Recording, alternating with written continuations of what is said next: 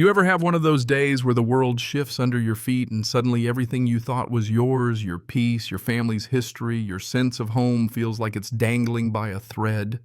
Yeah, that was my Friday. Picture this. I drive 2 hours up winding mountain roads, clouds swirling low air, crisp enough to bite headed for the only place that's ever felt like home since my wife Sarah passed. The old family cabin tucked deep in the Washington Cascades, a pocket of pine cedar, and memories you can practically taste. My hands were still sore from last week's repairs, my back barking after too many nights on a mattress that should have been replaced a decade ago, but I didn't care. That cabin was my reset button, my sanctuary, and Sarah's favorite place on earth. But this time, I pull up and something feels off right away. Gravel crunched under my boots as I made my way up the porch, but the front door wide open. I see the lock, the one Dad and I had installed with our own hands, lying in the dirt, sheared clean through like some murdered pet. Inside the place is chaos furniture shoved around Sarah's old photographs face down on the floor like someone couldn't stand to see her smile. My breath caught in my throat. And then there she was, Brenda Kowalski, HOA president, looking every bit the suburban villain in a crisp tennis visor and perfume so thick it burned my nose. She was standing right in my living room, bolt cutters dangling from her hand clipboard, clutched tight, smiling. That's right, smiling. Your dues were 3 days late, she purred like a cat who'd found a crippled mouse. Section 12.4 permits emergency access. She waved that clipboard at me like it was a badge. Before I could even get my words together, 2 guys in tactical vests stepped out of my bedroom, sidearms drawn. Not police, not security, just Brenda's little army, all puffed up and ready to act tough for their queen bee. But here's the twist. Her spray-tanned face went from smug to snowman white in half a second flat. I'll never forget that look. Not in 1,000 years. Because, see, Brenda didn't know I'd spent 3 months setting this trap, cameras hidden in every eave, every tree hollow. She didn't know her little HOA empire was about to come crashing down. But maybe I'm getting ahead of myself. You're probably wondering how a machinist and a widow ends up in an HOA showdown fit for TV. Let me back up a sec. Rewind about 6 months and I'll tell you how it all went to hell. My name's Nate Harmon, 52 years old. Semi-retired machinist out of Tacoma. Most days I look like any other middle-aged guy, jeans stained with machine oil, hands rough as old bark eyes, a little tired. I lost Sarah to cancer 4 years ago. She was only 48, the light of my life, and the only person who could ever get me to slow down long enough to see the beauty in a hummingbird or the way sunlight moves through pine needles at dawn. The cabin, 40 acres of Douglas Fir Creek bottom and Heartbreak at 200 feet, was her refuge. Her grandfather built it in '67, hand split, every beam, every joist, even the cedar siding. The place smelled like old wood and old dreams. And after Sarah died, I poured myself into that land, restoring the workshop, building furniture, breathing in mountain air that tasted like iron and hope. My daughter Jessie, 28 now, and stubborn as the day is long, brings my grandson Liam up once a month. He's 6, curious, full of questions, fearless around fishing hooks and creaky docks. Last time he caught his first trout on the same rod my grandpa taught me with. When he held it up, water-dripping sunlight sparkling off the scales, I could have sworn I saw Sarah smiling in the way the light bounced on the lake. This place, this cabin, wasn't real estate. It was 3 generations of scraped knuckles, laughter, heartbreak, and second chances, until Brenda Kowalski rolled in. 18 months back, she bought the cabin 2 lots over, showed up straight from selling tech startup shares in Bellevue. Imagine a platinum blonde bob haircut that probably cost more than my F-250 tennis visors worn indoors, like she's the sheriff white Lexus RX with a vanity plate reading "Rolls for You," and a perfume cloud that could clear out a room faster than tear gas. The first time she shook my hand, she was already looking over my shoulder, sizing up the opportunities. 3 months later, she's HOA president running on modernization. What that meant in practice, she looked at the cabins built by old logging families like mine and saw only dollar signs. Her husband Derek ran a construction business, hemorrhaging money. Everyone knew it, but nobody talked about it because that's how small towns work. You keep your head down, your mouth shut, and pray the storm passes. But Brenda needed control like a drowning person needs air. Maybe it was the money problems. Maybe it was just the power trip. She decided cabins like mine were dragging down her property values. And so began the paper war. 6 months ago, I pulled up on a Saturday looking forward to nothing but a cold beer and some whittling and found a citation zip-tied to my door, unapproved exterior paint. $250 per week until corrected. My hands shook when I read it. This cabin's never been painted. It's natural cedar, always has been, since Johnson was president. I marched right over to Brenda's place. Edison bulbs strung across the porch. Live Laugh Love sign, big enough to violate airspace, lawn manicured like a country club. She answered the door with a wine glass the size of a goldfish bowl. "The cedar's original," I said, trying to stay polite. "My grandfather built this." She cut me off sharp as a slap. Section 822 requires approved materials. Cedar degrades, becomes unsightly. I pulled out the original deed, older than the HOA by 3 decades. The HOA wasn't formed until 98. She squinted at the paper like I'd handed her a ransom note written in crayon. Grandfather clause expired 2015. State statute. "Which statute?" I asked. "I'll email the reference," she said. She never did. No surprise. I paid the first $250 fine, money I didn't have to spare while I started digging. Turns out there's no expiration on pre-existing structures. She just lied. But by then, Brenda had moved on to new targets, noise complaints when I ran my table saw at 2 in the afternoon, even though the real rules say quiet hours are only from 10 p.m. to 7 a.m. Demanded I move my dad's restored 78 Bronco, called it a derelict vehicle. That truck's worth more than her marriage and runs smoother too. Then she threatened me over the wildflower meadow Sarah planted before she got sick. Lupine, paintbrush, columbine, a riot of color that turned the yard into a stained glass window every July. Brenda called it a fire hazard. It was about then my buddy Glenn, a 62-year-old fishing guide voice like gravel in a blender, cornered me at the diner. "Nate, she's run off 3 families this year, all creek front, all sold cheap. You see who bought them?" I frowned. "No. You think it's a coincidence?" He leaned in. "LLC called Cascade Retreats. Bought every one. Flipping them for Airbnb. She doesn't want you to comply. She wants you gone." That cold pit opened in my stomach. I stopped playing defense that day. 2 weeks after Glenn's warning, I got a certified letter, not just regular mail, but the kind that makes your heart rate jump. Inside notice of an emergency HOA meeting I was never invited to. They'd voted to require a $15,000 infrastructure assessment on all pre-1990 cabins. 15 grand. On cabins that had been standing fine for decades. And who qualified? Only 4 properties in Pinarest, mine old Ed's place, Carmen's cabin, and 1 other. And surprised the engineering firm they picked to inspect was run by Brenda's nephew, a kid 3 years out of school whose experience was strip mall foundations in Spokane. 30 days to pay, or they'd file a lien against my property. A lien. On land my family owned before these people even knew what a mountain looked like. The violation report read like fiction. Foundation settling, yeah. Timber frame settle, that's called physics, non-GFCI outlets and workshop built in '89 before the code even existed, inadequate septic system, which had just passed county inspection. None of it mattered. Brenda's nephew said so, and apparently his word was law. I called Rita my secret weapon, a retired courthouse clerk. 70 if she's a day, who'd spent 4 decades quietly running the legal world behind the counter. Rita had a way of smiling when she found mistakes in filings, like a cat spotting a mouse. "Let me see what I can find," she said. 2 days later, she called laughing so hard she nearly dropped the phone. "Nate, their own bylaws require 14 days written notice for any special assessment. This meeting happened 6 days after the posted notice. Illegal. The whole thing's void." I could have kissed her. She helped me draft a certified letter back invoking the cure period, threatening lawsuit for selective enforcement, citing the specific bylaw they'd violated. For the first time in months, I felt like maybe I had some leverage. But Brenda, she didn't back down. She scheduled a follow-up inspection for the exact day of my grandson's 6th birthday party, the one I'd posted about on Facebook.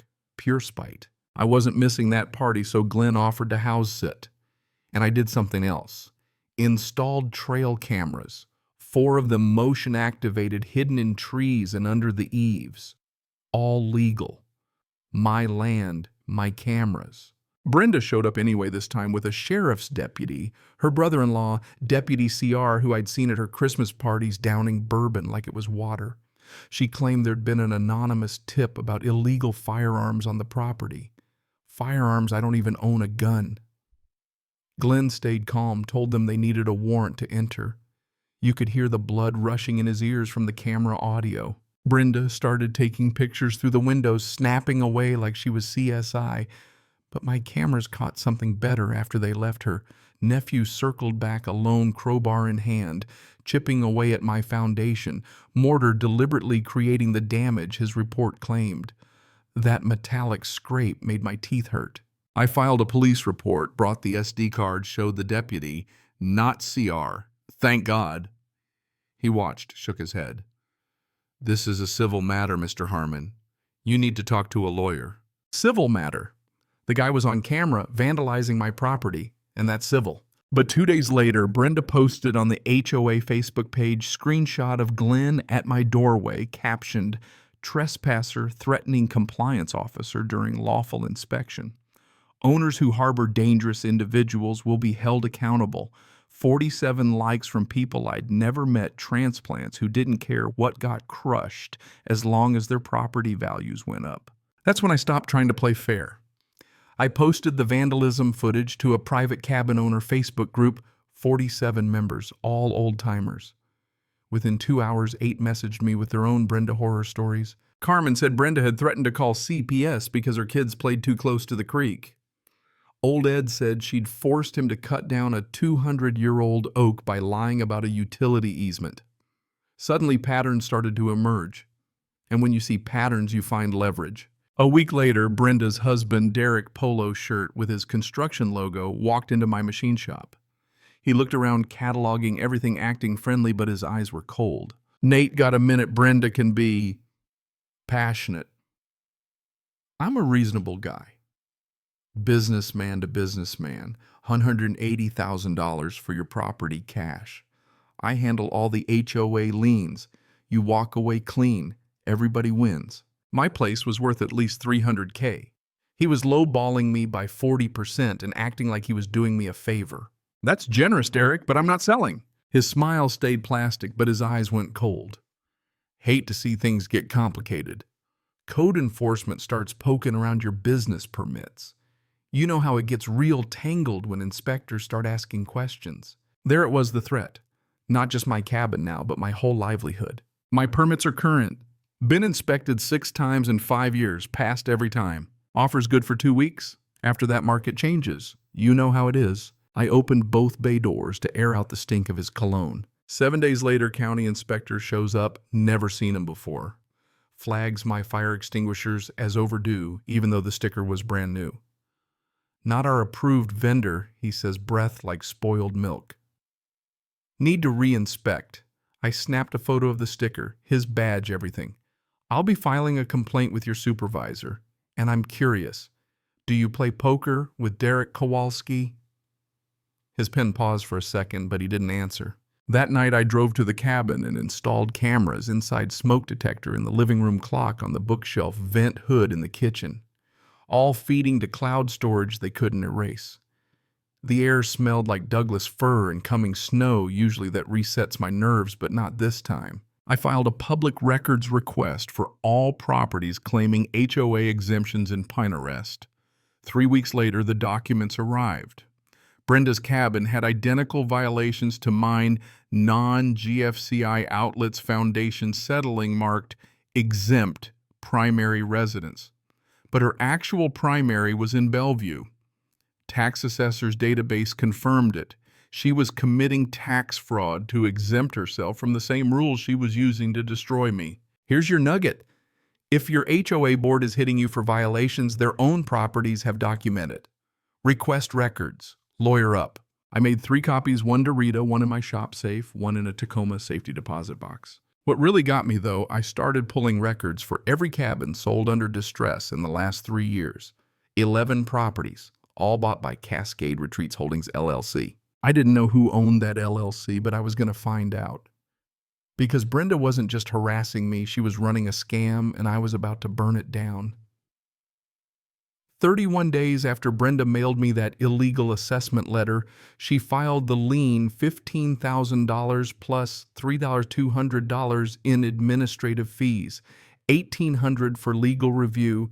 That probably took her strip mall lawyer 20 minutes, $900 for postage that cost all of $8, $500 to store some papers in a metal filing cabinet for 3 weeks. The arithmetic of corruption itemized right there in black and white. Now, Washington law says HOAs can foreclose after 90 days of non-payment. Brenda's lawyer, if you could call him that, sent me a notice at 60 days, like he couldn't wait to hit the gas. That lien sat on my property like a tumor, Brenda, whispering to the whole neighborhood that I was a deadbeat, that I'd probably lose the cabin soon anyway. But waiting was never my strong suit. I'd learned that HOAs in Washington file as nonprofits. Nonprofits have to file public tax returns, Form 990. You request them through the IRS with a Form 456A. Takes 2 weeks, costs nothing.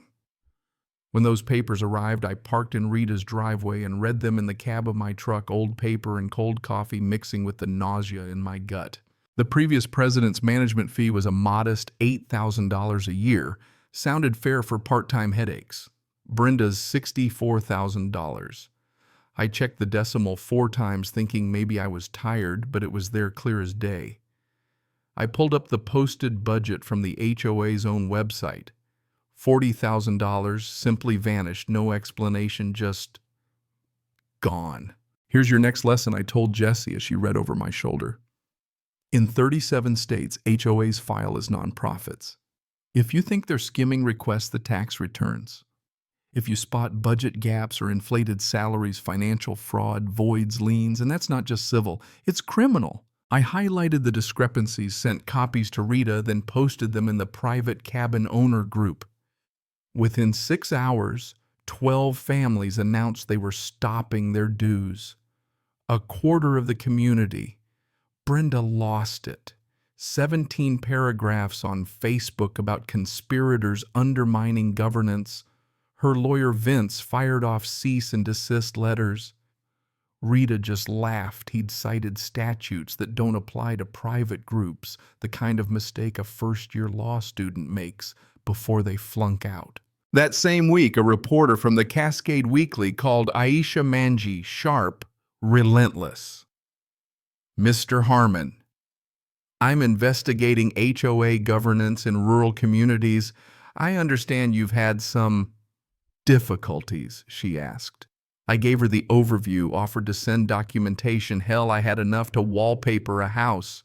But word spreads quick in small towns. By the time Aisha started requesting public records, Brenda's inner circle caught wind. Within 48 hours, Brenda called an emergency HOA compliance sweep. First target, Carmen's cabin. Carmen was a single mom working 2 jobs to keep her grandparents' old place. Her kids, 7 and 9, spent summers in the creek catching frogs, building forts, living the kind of life every kid should have. Brenda cited her for an unpermitted deck extension. That extension was 4 weathered boards on cinder blocks where the kids parked their bikes.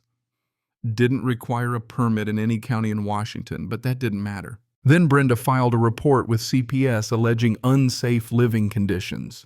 The hazard bikes left on the lawn. Carmen showed up at my shop, sobbing, mascara streaked down her cheeks, hands shaking so hard she couldn't hold her coffee. I can't fight her and my ex, she said, voice cracking. I'm going to lose my kids. I'm going to lose everything. That did it. Sometimes, like Sarah told me, you can't just defend. Sometimes you have to attack. I had evidence. Rita had the law. Aisha had the story. The cabin owners, for the first time, had solidarity. That night I sat at my kitchen table with a legal pad, jotting down everything I knew about Brenda, her husband, her nephew, every board member she'd bullied. Then I picked up the phone and called Sheriff Roy Blandon. Roy's a big man, gruff all mustache, and matter of fact, the kind of guy who doesn't say much unless he has to. He'd been bringing department equipment to my shop for years. Radios, patrol car, alternators, sometimes just a busted fishing reel if he didn't want to pay for a new one. We weren't friends, not exactly, but we had a mutual understanding. Roy, I said, how would you feel about catching an HOA president committing B&E? He went quiet for 3 seconds. Tell me more. We met 2 days later at the diner outside town. He ordered black coffee and didn't touch the creamer. I laid out everything: 6 months of fines, fraudulent assessments, her nephew vandalizing my cabin, the scam with Cascade Retreats, the lie about Brenda's primary residence, Carmen's CPS nightmare. He stirred his coffee with a knife and listened. I've been watching this, he said finally. Deputy Krantz, Brenda's brother-in-law, has been flagged for selective patrol. Ignores calls unless Brenda requests backup. I can't prove anything yet, but it stinks. I have cameras inside and out. If she enters without a warrant, it's criminal trespass. Burglary if she takes anything. Roy smiled, not friendly, but the way a wolf shows teeth. Keep me posted. If she moves, I want to know immediately. But the real bombshell came from Rita's intern, Deshawn, third-year law student, the kind of kid who'd get excited about archived microfiche. Rita called, her voice trembling with excitement. Nate, sit down. Deshawn pulled the original 1998 HOA charter actual founding documents on microfiche. There's a paragraph that permanently exempts structures built before the HOA from assessments and exterior rules, no expiration. But someone whited it out on the official version filed in 2019, Brenda's first year as president. My vision swam. That wasn't just fraud, that was document forgery, a felony. 5 years easy. I drove straight to Rita's. Deshawn had both versions printed side by side, the 1998 original. The 2019 altered one whiteout barely visible where paragraph 3.7 used to be. Rita tapped the page. This doesn't just void your lien. It voids every citation, every lien, every assessment on pre-1990 cabins since 2019. And it's a criminal referral to the Attorney General. She looked at me over her glasses. We can settle quietly, remove your lien, walk away clean, or we can go nuclear. File criminal complaints, expose the whole scheme. Your call. I thought of Carmen's tears. Old Ed's tree felled because of a lie. The 11 families who'd lost everything. How many others had no idea their rights had been wiped out with a bottle of whiteout? Nuclear, I said. And let's dig. I want it all. 3 days later, my shop looked like a war room. Nate, Rita, Jesse, Deshawn, Glenn, Carmen, Old Ed. We squeezed around my workbench with piles of coffee and documents. Sheriff Roy in civilian clothes, arms crossed, listening. Deshawn had pulled the business registrations for Cascade Retreats. Guess who the managing member was? Derek Kowalski, Brenda's husband. Every distressed property had gone to that LLC, each one foreclosed or sold at a panic discount after HOA harassment. Average sale price, 42% below value. Rita highlighted the statute board members can't profit from enforcement actions. Every lien they filed is void. Every foreclosure's reversible. This is criminal conspiracy, Nate. We split into teams. Rita and Deshawn would file amended motions adding fraud, forgery, and requesting expedited hearings. Jesse tore apart the infrastructure report, found calculation errors that overstated repairs by 300%. The engineering firm wasn't even licensed in Washington, just Oregon. Jesse drafted a real report using actual standards. Aisha, the reporter, lined up interviews with affected families and prepped her story for maximum public pressure. Sheriff Roy had a plan for the trap. Post on social media that you're leaving town. If Brenda breaks in, we catch her in the act. He had a tactical team looking for training hours. They just happened to be in the area. Jesse also reached out to the HOA's insurance carrier. Turns out HOAs have errors and omissions insurance, but it doesn't cover intentional fraud. If we proved Brenda's scheme, insurance would drop her and might even sue to recover any claims they'd already paid. Rita explained, first, expedited hearings exist for when you're facing irreparable harm like foreclosure. Second, you can subpoena bank records, emails, anything relevant, even in civil cases. Third, insurance protects honest mistakes, not crimes. Prove fraud, and the company drops the board like a bad habit. Then the finger-pointing begins. We mapped every detail. Rita would file motions Monday, Aisha would publish Wednesday, the hearing Thursday. And if Brenda took the bait, Roy would be waiting. She'll escalate, Rita warned. Expect the worst. I thought about Sarah's garden, Carmen's kids, 11 families who'd lost their homes. Let her come, I said. I'm ready. Glenn clapped my shoulder. Still think you should have gone with the skunk spray idea. Roy even cracked a smile. Brenda saw my post about taking Liam to a soccer tournament in Portland, made it public, tagged the hotel, threw in a photo of my truck packed with camping gear, bait on a hook. But she didn't bite, not right away. First, she learned about the newspaper investigation. Someone at the clerk's office tipped her off when Aisha's document requests started piling up. Brenda panicked, called an emergency HOA meeting, sent urgent notices to every owner. Carmen went recording everything on her phone. Brenda stood at the podium, hands trembling. Recent questions about HOA accounting are based on misunderstandings.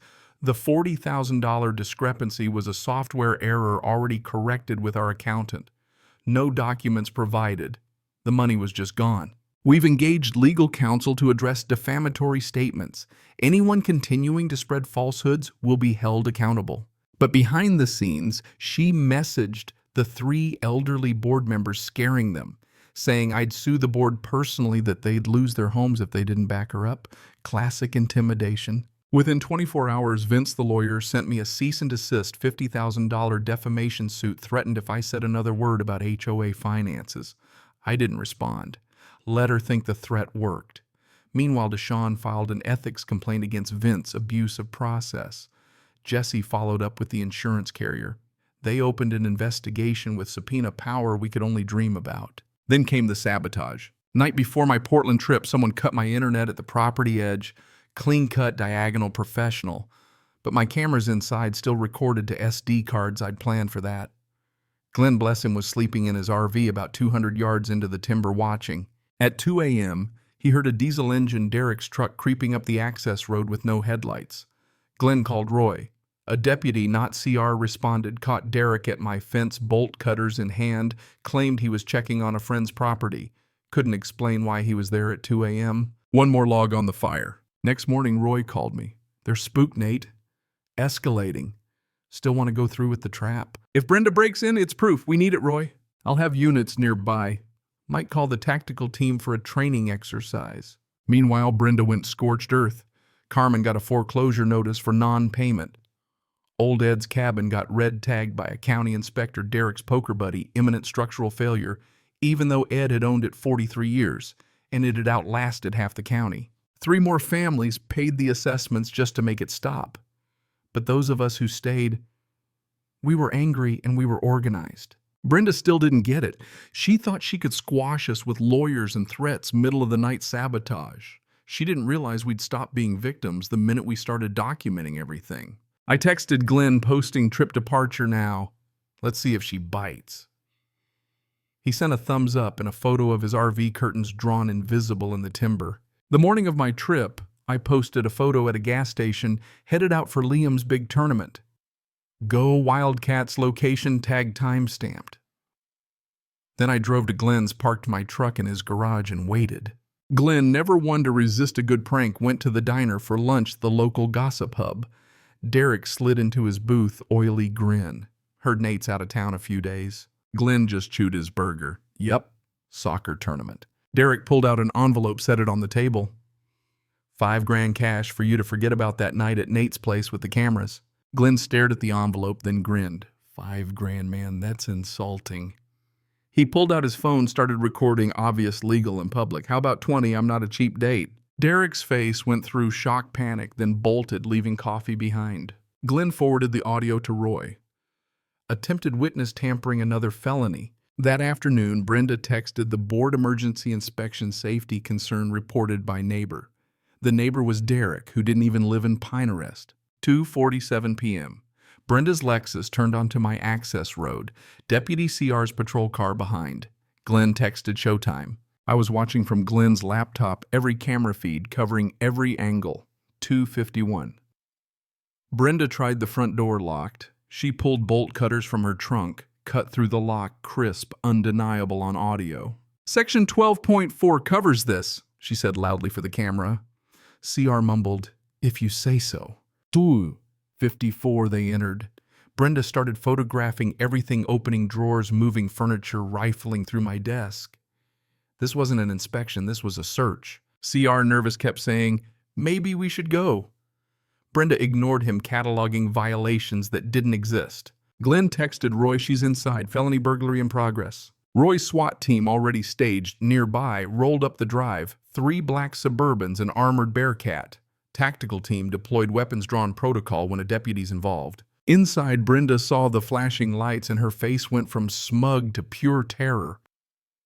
CR muttered, Brenda, did you actually get a warrant? She waved her clipboard. We don't need a warrant, section 12.4. He shook his head. That's not how laws work. We need to leave now. But Brenda, caught in her own hubris, refused to back down.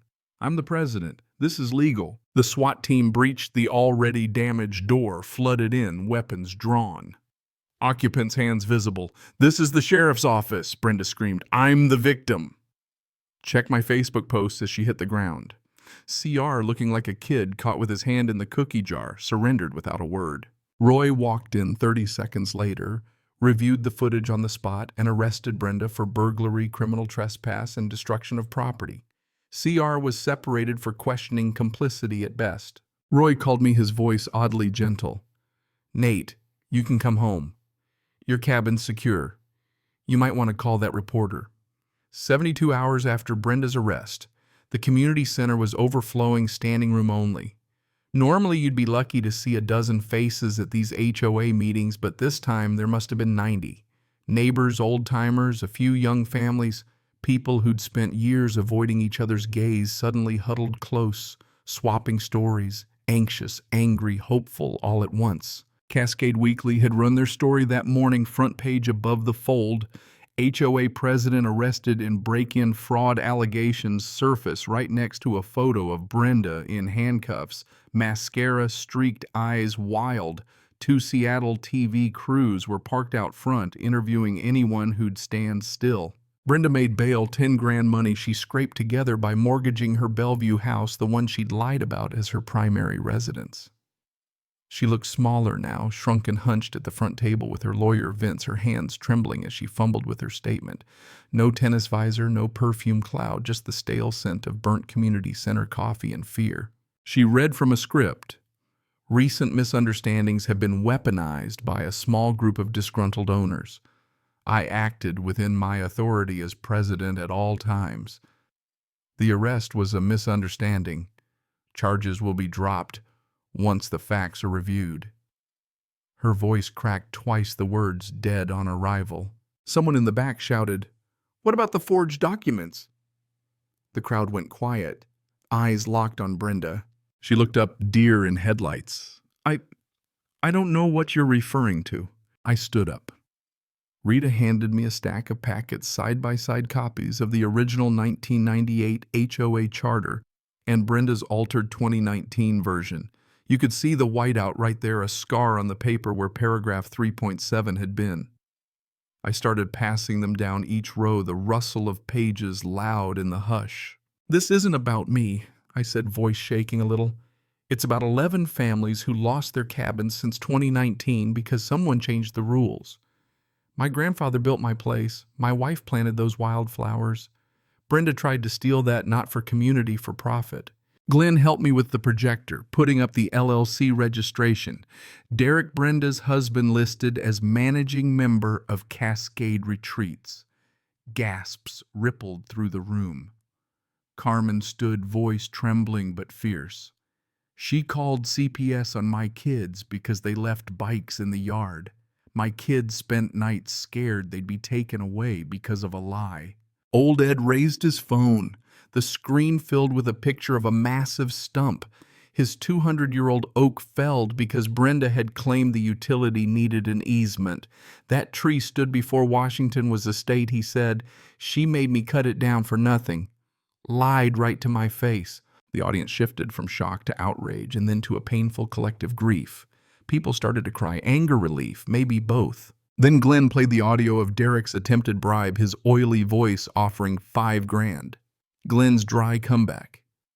How about 20? I'm not a cheap date. The room erupted in nervous laughter. Even Roy cracked a wry smile in the back. Jessie stood. I reviewed the infrastructure assessment, she said, clear and steady. The calculations were off by over 300%. The engineering firm isn't even licensed in Washington.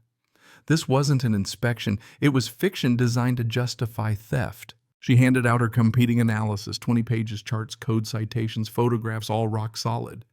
For the first time, people saw just how thin Brenda's lies really were. Sheriff Roy stepped forward, not saying a word, just folding his arms, the badge heavy on his chest, his presence filling the room with a silent gravity. Beside him, a woman in a navy blazer introduced herself, Investigator Chen from the State Attorney General's office.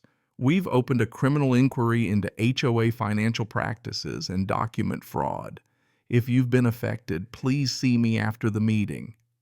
She flashed a stack of business cards, and 20 people instantly lined up. Aisha from the Weekly raised her voice over the noise. Ms. Kowalski, did you alter HOA covenants to justify liens against properties your husband's company later purchased below market value? Brenda opened her mouth closed. It looked at Vince. He stood. I'm withdrawing as counsel, effective immediately. His voice was tight, brittle, like a man grabbing for a lifeline. He collected his bag and slipped out, the stink of self-preservation following him. Brenda broke right there in front of 90 witnesses and 2 TV cameras. You don't understand, she sobbed, voice cracking. The expenses, the pressure. Derek's business was failing. We were going to lose everything. I was just trying to save us. Her confession was on the evening news, replayed on social media, dissected in the comments section by half the state. A hand went up in the back. Call a vote. The crowd agreed remove Brenda as president. Unanimous. Void all fines, liens, and assessments since 2019 pending legal review. Unanimous. Hire an independent auditor. Unanimous. Rescind all special assessments. Unanimous. Thunderous applause filled the hall. For a long moment, nobody moved.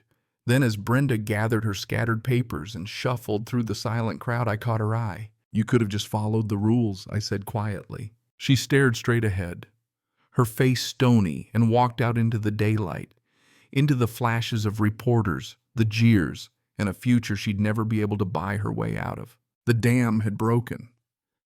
People hugged, cried, cursed, but mostly they breathed easier. For the first time in years, hope felt possible again. 3 months later, the dominoes had all fallen one by one. Brenda took a plea: felony burglary, misdemeanor fraud, altered documents, selective enforcement. Sentenced to 18 months, suspended 5 years probation, $47,000 in restitution, 200 hours community service. Derek caught conspiracy and bribery charges, paid an $80,000 fine. Their Bellevue house went on the market the next week. Cascade Retreats. Holdings was dissolved by court order. The 11 stolen cabins went to auction, proceeds reimbursed the original owners or into a community fund for anyone who couldn't return.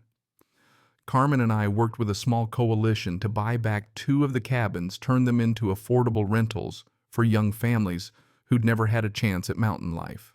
Deputy Krantz early retirement pension reduced, now facing a civil lawsuit from the county.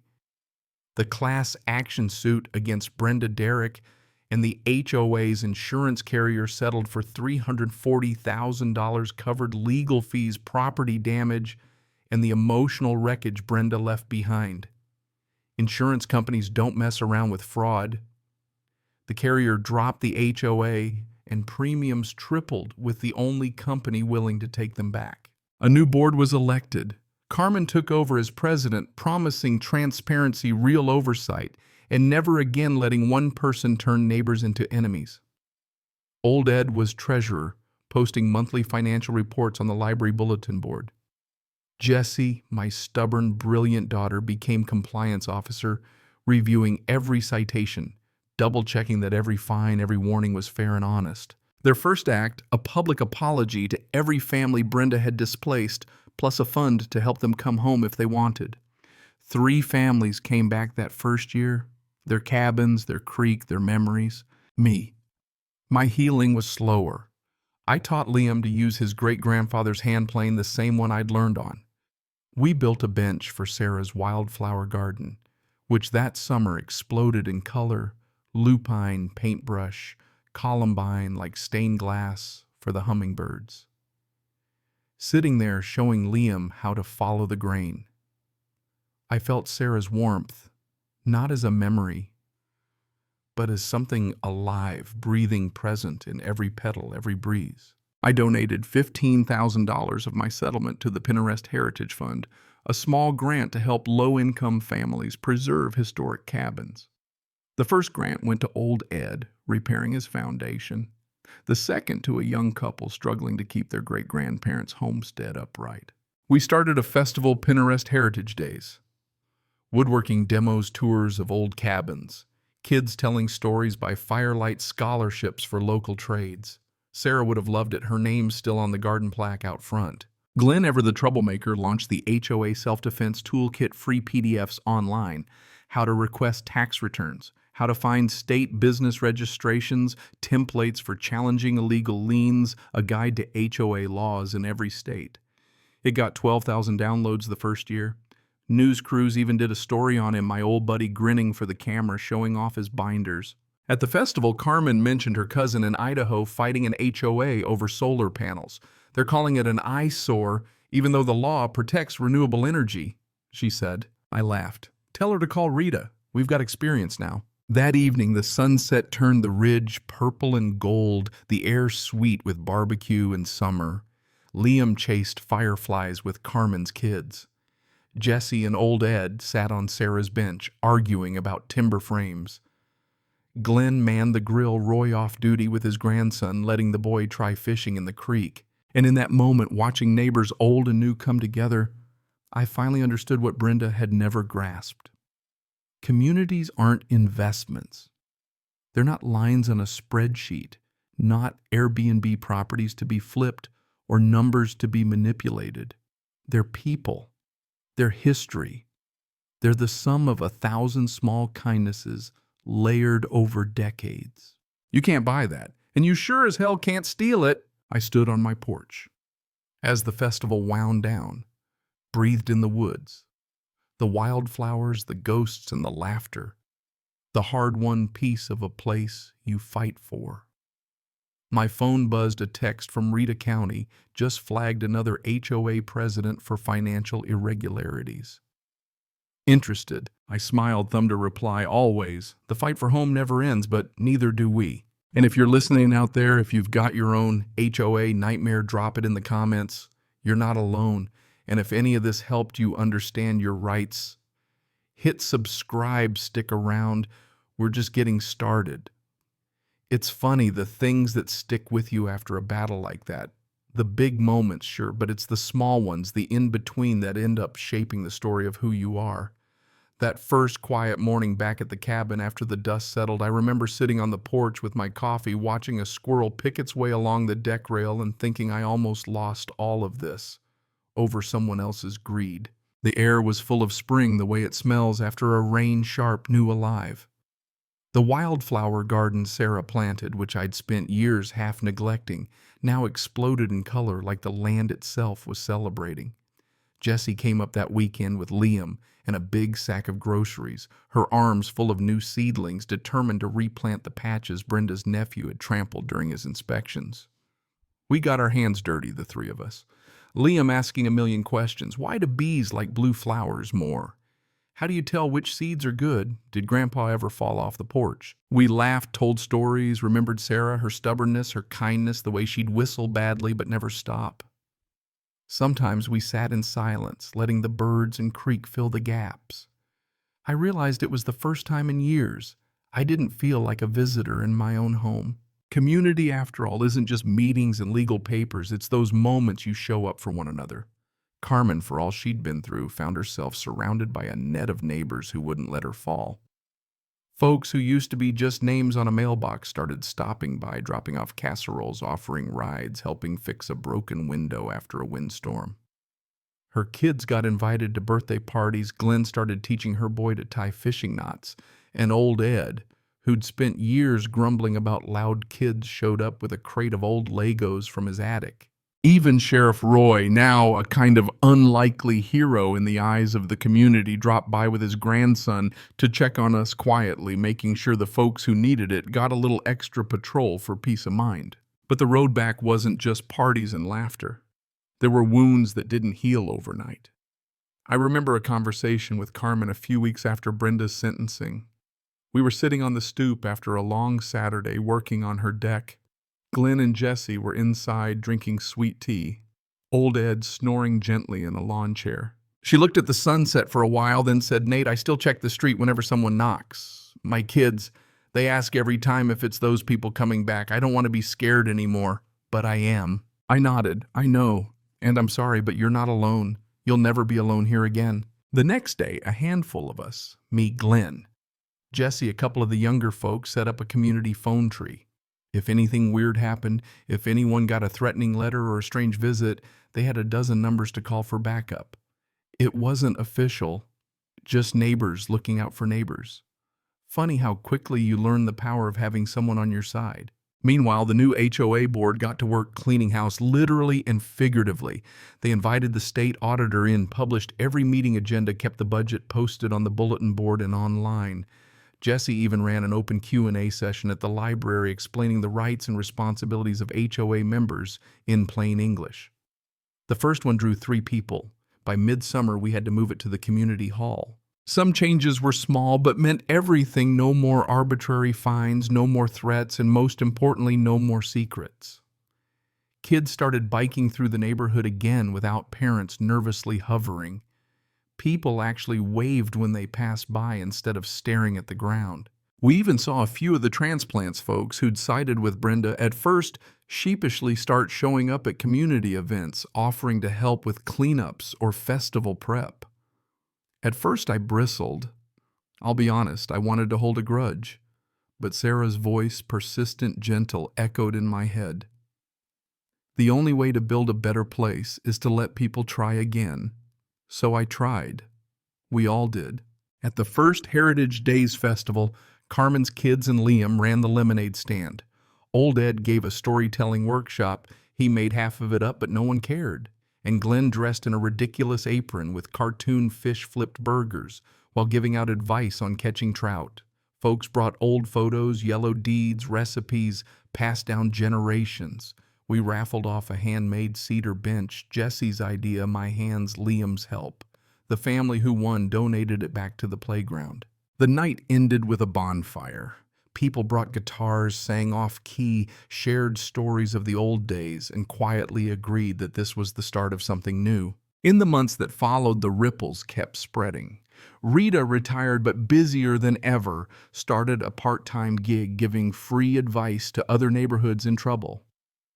Glenn's HOA self-defense toolkit kept growing. Soon there were videos, webinars, even an interactive map showing legal resources in all 50 states. He got emails from as far away as Maine and Florida, people who'd never heard of our little community, but who saw in our story a sliver of hope. Jessie, for her part, decided to run for a seat on the local planning commission. If you want things done right, you have to be in the room when the decisions get made. She told me her jaw set, just like her mother's used to be. Watching her stand up in front of strangers, explaining zoning rules and fighting for common sense made me prouder than any Fisher Trophy ever could. As for me, I finally finished the little project I'd been putting off for years, a cedar sign at the entrance to the property. Harmon Cabin, Esta 1967. All are welcome. Leave your greed at the gate.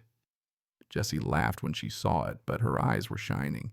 Some days I still catch myself tensing up at the sound of tires on gravel, the creak of a mailbox. The old scars itch, especially when I read another news story about some HOA nightmare, or when a neighbor quietly asks, "What do I do if..."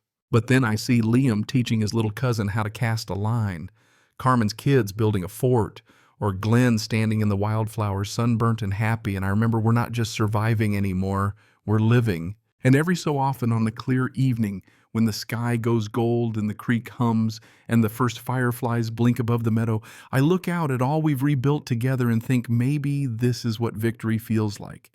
Not a headline, not a lawsuit won, but a quiet, steady peace earned the hard way. So if you're out there somewhere fighting your own battle with the Brendas of the world, know this, you're not alone. Find your people, share your story, plant something that will outlast you. And if you ever pass through the Cascades, you'll know my place by the laughter of the wildflowers and the sign on the gate.